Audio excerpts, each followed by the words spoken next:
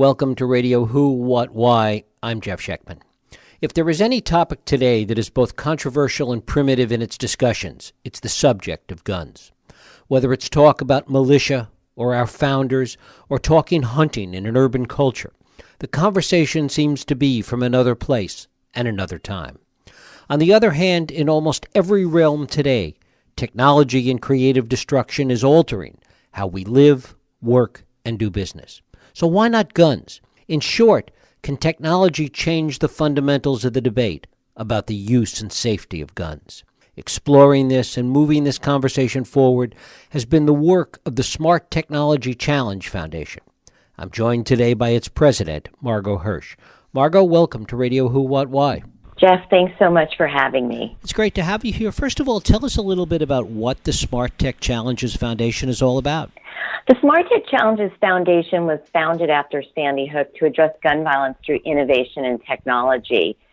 We took a look at it at that very tragic moment, and we surveyed the firearm landscape and found that up to that point, there had been minimal, if any, new innovation in firearm safety.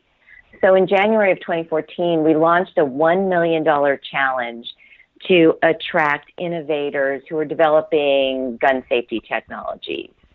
And we weren't sure how many people we would actually get to apply. We were hopeful that we might have 30 at best. And we got 200 applications from over 30 countries around the world of people who proposed a variety of solutions that could address firearm safety. And from there, we had an independent judging panel narrow those 200 applications down to 15, and we dispersed the funds for them to develop their different solutions. And today we've got those innovators who are working on things from gun safes to trigger locks to retrofit kits for existing guns, and then actual smart guns themselves. And was this done essentially in a vacuum by the foundation and its efforts, or were there attempts to bring in either government, law enforcement, or the gun manufacturers, etc.?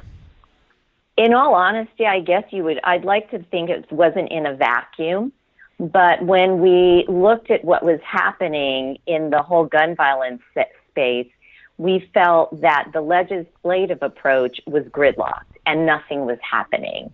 And you could argue that's still the case today. And so we felt that technology could play a real role here, like we do in many other aspects of our lives. And this was a great way to apply technology solutions to a very critical social problem that we have in this country and bypass the political system. So I wouldn't call it a vacuum. It was just a way to try to make progress in a very politicized, difficult area. And when you think this through, when you think about the ways in which progress can be made, given the legislative roadblocks, given some of the public policy roadblocks at every level, talk a little bit about the ways in which you think that progress can happen and where, how, and on what level.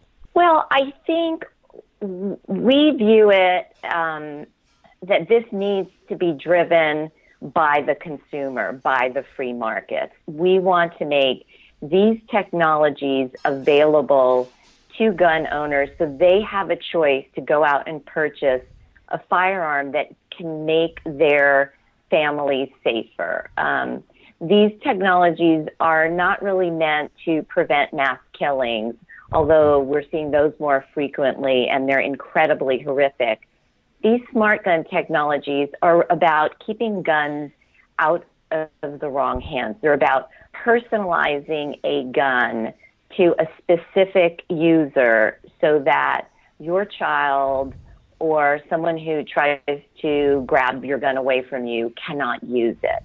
And we feel that that is pretty much going to happen through the private markets versus government intervention or even the gun manufacturers, because the gun manufacturers are reticent to get into the smart gun game And so we feel that this is going to be driven again by the private sector. And is this going to happen with respect to add-ons to existing guns, or is this something that's being thought about with respect to entirely new guns manufactured by new companies? Both. You've got 300 million plus or minus guns out there today. So ideally, you want to find solutions that address some of those guns out there, because you can't, they're going to be there. They're not going anywhere. So we have some solutions that have the ability to retrofit an existing firearm like an AR-15 and put a biometric lock on it so that no one but the authorized user can use it.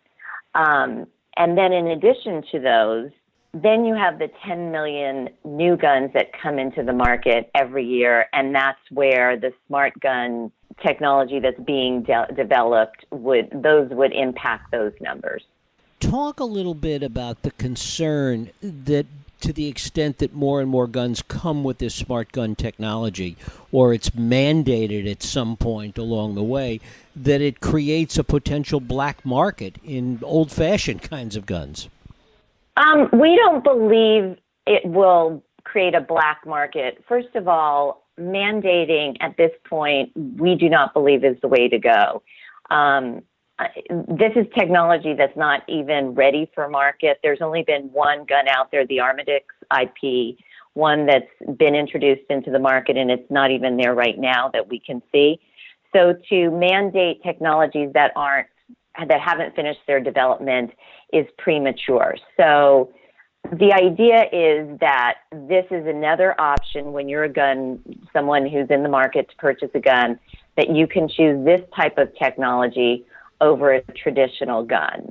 How has law enforcement responded to this?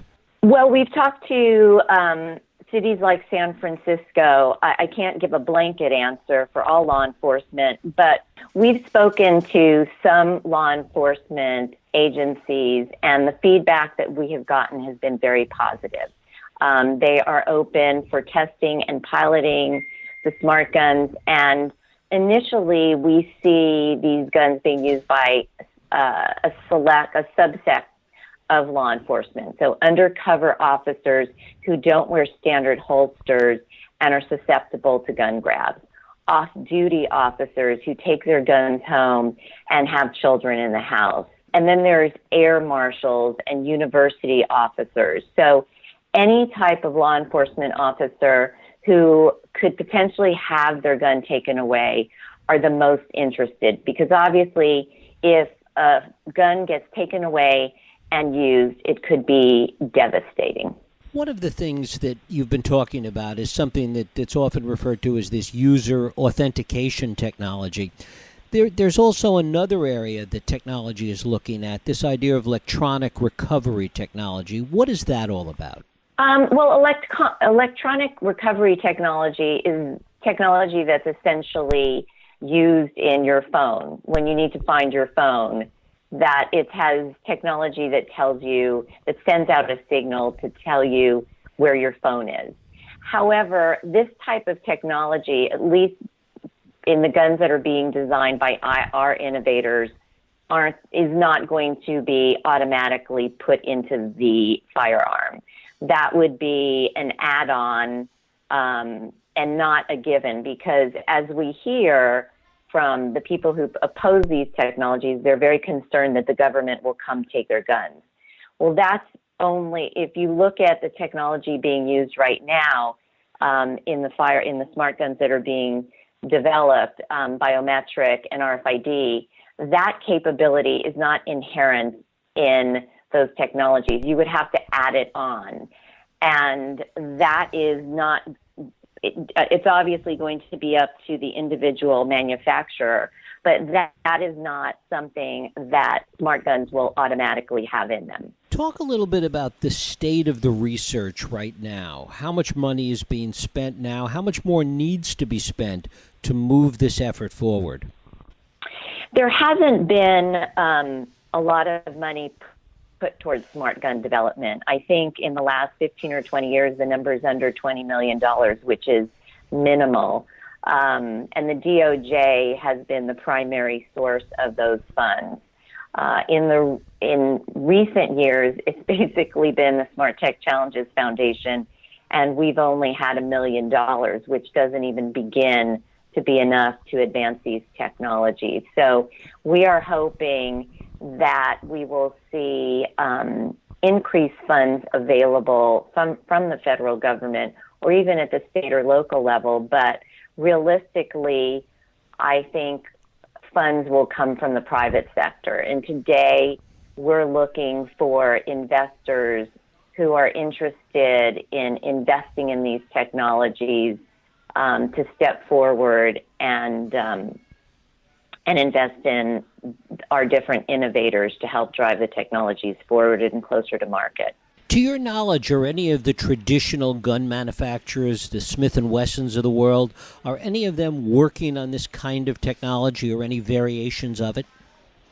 Not that we know of. They might have stealth R&D in the works, but I am not aware of them. I have reached out to them and have not received any word back, any response. I do know the federal government, the White House, has been trying to have conversations with the gun manufacturers, and when you look at the executive action, this is basically aimed towards the gun manufacturers getting involved, weighing in, and being part of this smart gun initiative.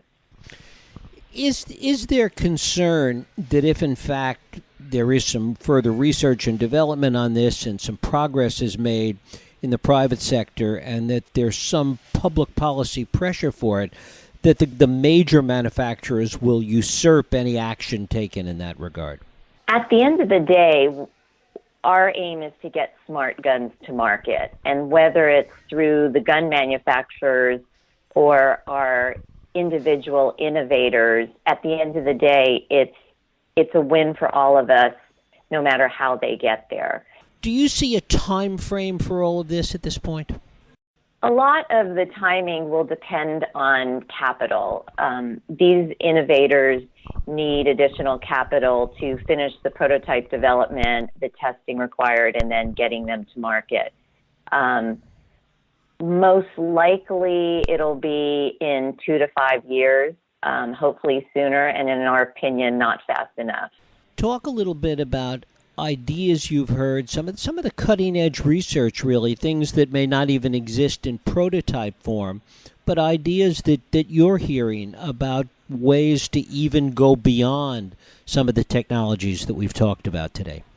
As you know, the two predominant forms that we're seeing right now are fingerprint biometric scanners and RFID.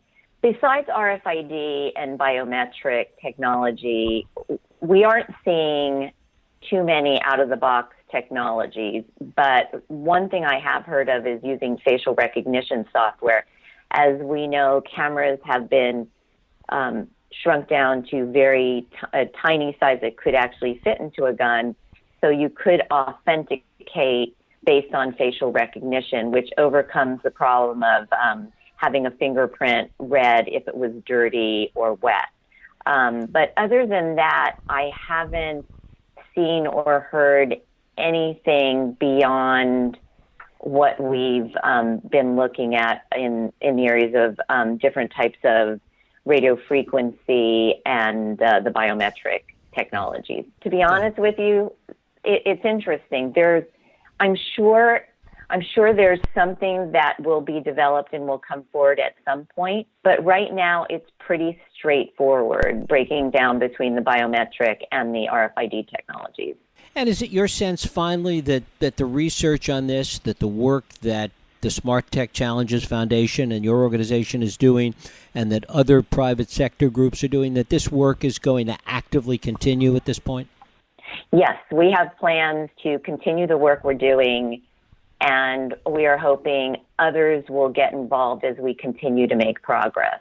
The good news is this year there was a Johns Hopkins study that showed that almost 60% of Americans surveyed would purchase a smart gun if it was available, and 43% of gun owners said they would purchase one. That is leaps and bounds of where we were when we started almost 3 years ago. And I think that will continue as people become more educated on the potential that these technologies hold to reduce injuries and save lives. Margot Hirsch, she's the president of the Smart Tech Challenges Foundation.